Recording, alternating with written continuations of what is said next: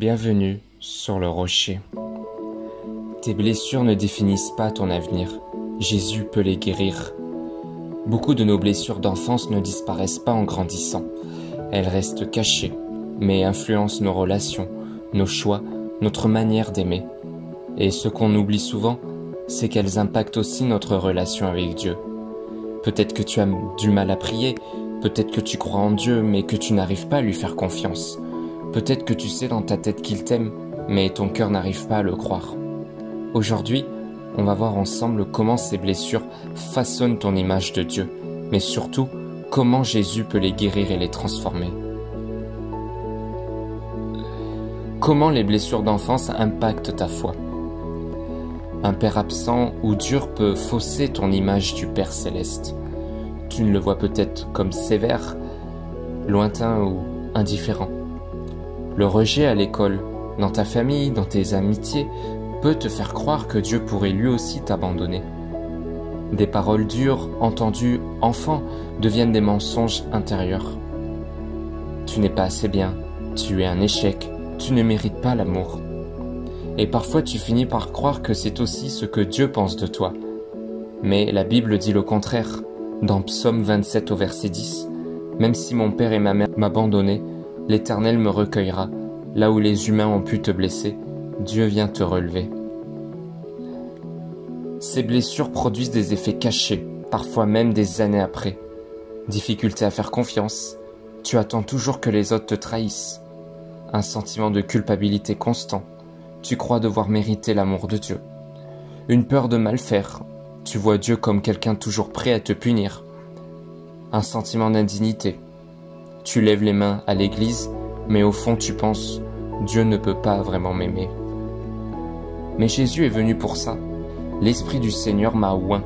Il m'a envoyé pour guérir ceux qui ont le cœur brisé. La mission de Jésus inclut la guérison intérieure.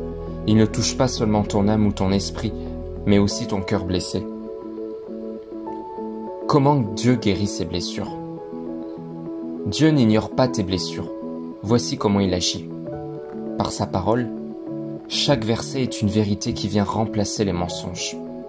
Quand tu crois « Je suis abandonné », la parole dit « Je ne t'abandonnerai jamais ». Par le Saint-Esprit, il agit dans les profondeurs que personne ne voit. Même les souvenirs enfouis, Dieu peut les atteindre. Par une communauté saine, l'Église, les frères et sœurs en Christ peuvent devenir un lieu de guérison où tu expérimentes un amour authentique. Par le pardon, peut-être le chemin le plus difficile, mais le plus libérateur. Pardonner ne veut pas dire excuser, mais c'est couper le lien qui te rattache à la douleur. Guérir, ce n'est pas oublier le passé, mais ne plus en être prisonnier. La grande vérité de l'Évangile, c'est que ton histoire ne te définit pas. Si quelqu'un est en Christ, il est une nouvelle créature. Les choses anciennes sont passées, toutes choses sont devenues nouvelles. 2 Corinthiens chapitre 5 au verset 17. Tu n'es pas condamné à reproduire ce que tu as vécu. Tu n'es pas enfermé dans les paroles ou les blessures du passé. En Jésus, ton histoire peut être réécrite. Tes blessures deviennent un témoignage. Ce qui était une cicatrice devient une preuve de guérison. Tes blessures d'enfance ne sont pas une barrière pour Dieu.